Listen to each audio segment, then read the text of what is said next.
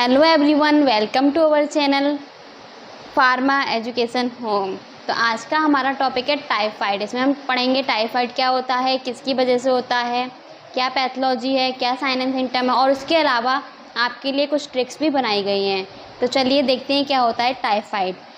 Typhoid जिसे हम normal भाषा में या अपनी भाषा में टाइफाइड बुखार भी कहते हैं, ये एक इन्फेक्शियस बीमारी है जो किसकी वजह से होती है, किस बैक्टीरिया की वजह से होती है, Salmonella enterica serotype typhi. Typhoid के जो सिम्टम्स होते हैं उसमें आपका हाई फीवर, मैलेज मतलब घबराहट होना, और इसके अलावा वीकनेस भी शामिल होती है। इसमें क्या होता है कि टाइफाइड जो होता है वो कैसे स्प्रेड होता है, किसके थ्रू स्प्रेड होता है, कॉन्टामिनेटेड फूड एंड वाटर के थ्रू ये स्प्रेड होता है। यहाँ पर ट्रिक बताई गई है जिससे आप बैक्टीरिया का नाम याद कर सकें, क्योंकि बैक्टीरिया का नाम काफ़ी लॉन्ग है।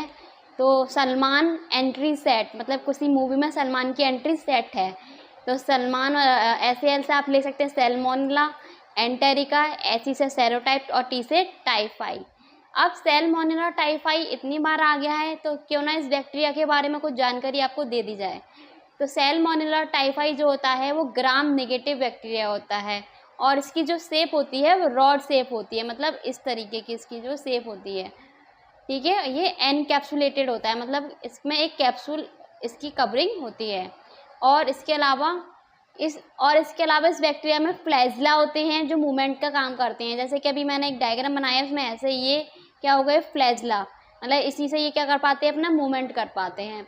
और इसको फैक्यूलेटिव इंट्रासेलुलर पैथोजन बोलते हैं। इसका क्या मतलब होता है, ये ऐसे पैथोजन होते हैं जो ऑक्सीजन की प्रेजेंस में भी सर्वाइव कर सकते हैं और ऑक्सीजन की एब्सेंस में भी ये सर्वाइव कर सकते हैं।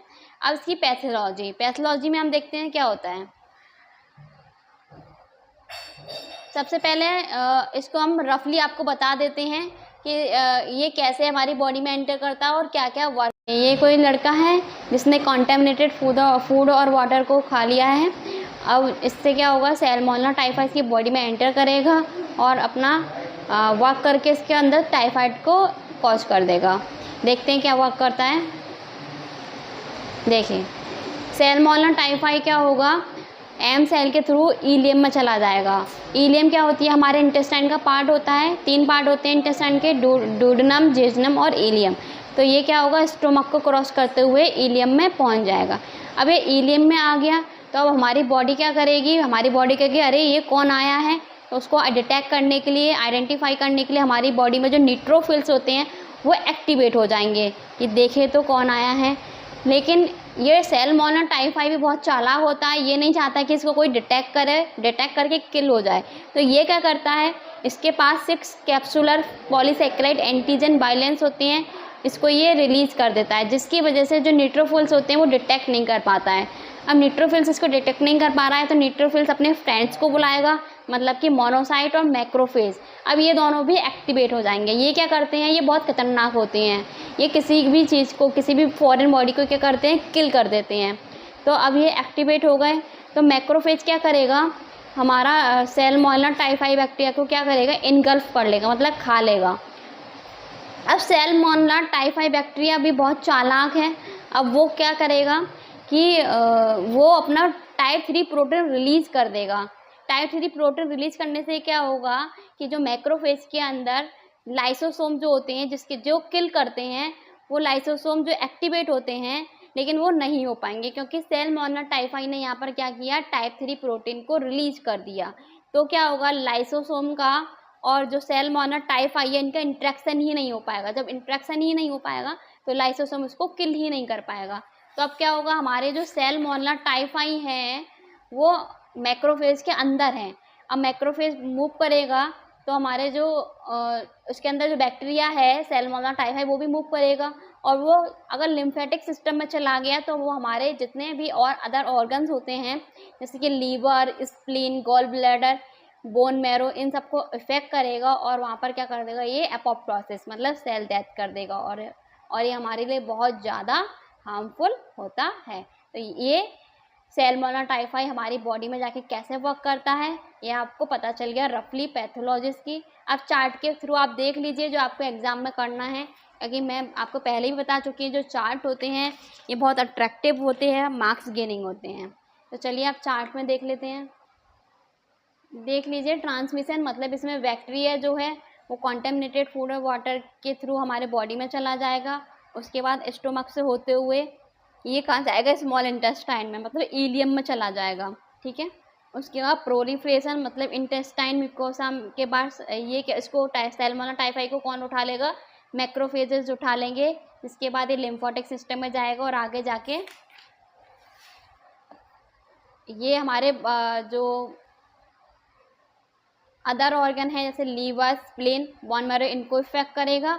और क्या करेगा, ये लास्ट में ये जाके ब्लड स्ट्रीम में जाएगा, पूरा इन्फेक्शन अपना फैला देगा और हमारी बॉडी में सिम्टम्स शो होने लगते हैं।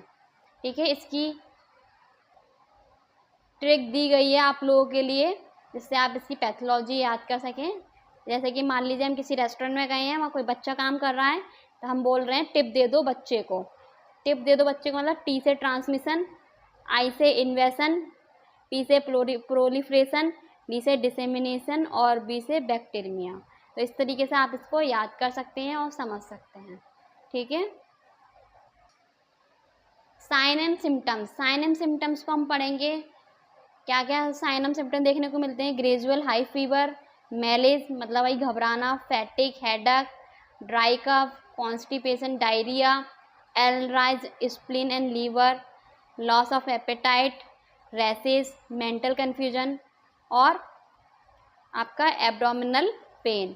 अच्छा, स्प्लीन, स्प्लीन का एक अदर नाम भी होता है, आप लोग कमेंट करके बताइए क्या होता है। तो इसको याद करने के लिए आपको हमने एक ट्रिक दी है, राम फेस धो लो। मतलब कोई बच्चा है राम, उसको हम क्या कह रहे हैं, राम अपना फेस धो लो। तो आप याद कर सकते हैं, आर से रैसेस, एम से malaise, fever, abdominal pain, constipation, enlarge spleen, dry cough और लॉस ऑफ एपेटाइट। तो इस तरीके से आप इसको याद कर सकते हैं। नेक्स्ट, कॉजेज या ईटियोलॉजी। अगर ईटियोलॉजी और कॉजेज एक ही बात होती है, इसको आप याद रखिएगा कि कॉजेज ना पूछ के अगर ईटियोलॉजी भी पूछ रहा है तो आपको पता होना चाहिए कि ये कॉजेज की बात चल रही है। तो ये किसकी वजह से, किस कारणों से होता है, जो आपको पता ही चल गया है। बैक्टीरिया, बैक्टीरिया का नाम आपको पता ही है, ट्रिक भी दे दी गई है। ट्रांसमिशन कैसे होता है, मतलब किसके थ्रू ये होता है, रिजर्वॉयर मतलब ह्यूमंस में, ह्यूमन एज ए रिजर्वॉयर काम करते हैं। और कभी कभी हम पुअर सैनिटेशन वाली जगह पे या अनहाइजीनिक एरिया में चले जाते हैं तो उसके कारण से भी हमें ये हो सकता है। इसके बाद हम पढ़ेंगे डायग्नोसिस। डायग्नोसिस में हम ब्लड कल्चर करा सकते हैं, स्टूल कल्चर करा सकते हैं, बोन मैरो कल्चर करा सकते हैं। लेबोरेटरी टेस्ट में बिडाल टेस्ट जो बहुत कॉमन होता है, इससे एंटीबॉडी का हम पता करते हैं। क्लिनिकल सिम्टम्स को हम देख सकते हैं। अदर टेस्ट होता है इसका PCR और डायग्नोस्टिक हिस्ट्री। इसके लिए जो ट्रिक है वो है कल्चर सम ब्लड। कल्चर मतलब ब्लड कल्चर, S से stool culture, B for blood culture, L से लेबोरेटरी टेस्ट, O मतलब observation of clinical symptom, other test और डायग्नोस्टिक हिस्ट्री। तो इस ट्रिक से आप डायग्नोसिस को भी याद कर सकते हैं। अब आता है हमारा ट्रीटमेंट। ट्रीटमेंट में हम एंटीबायोटिक्स ले सकते हैं, क्लोरामफेनिकोल है, intravenous fluid, diet nutrition, hospitalisation अगर ज़्यादा सीवियर केस हो गया है तो, और एंटीपायरेटिक ये फीवर को कम करने के लिए होता है। लुक फॉर कॉम्प्लिकेशंस अगर कोई हो रहा है, या फिर और भी ड्रग हम दे सकते हैं जैसे ट्राइमेथोप्रिम, सल्फा मेथोक्साजोल, ये भी आप ड्रग है, मेडिसिन है, दे सकते हैं। इसकी ट्रिक है एसिड हॉल्ट, इससे आप ट्रीटमेंट को याद कर सकते हैं। नेक्स्ट आता है आपका प्रिवेंशन।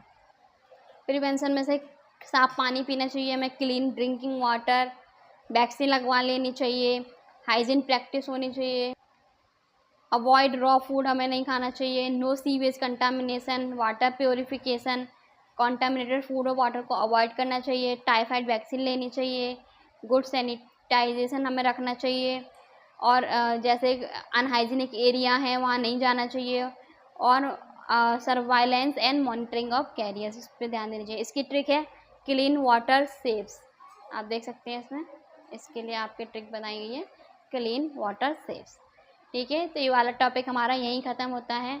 आपको वीडियो कैसा लगा बताइए कमेंट में, और हमारे ट्रिक कैसे लगी जो हमने आपके लिए बनाई हैं। तो नेक्स्ट टॉपिक हमारा होगा लेप्रोसी। Thanks for watching.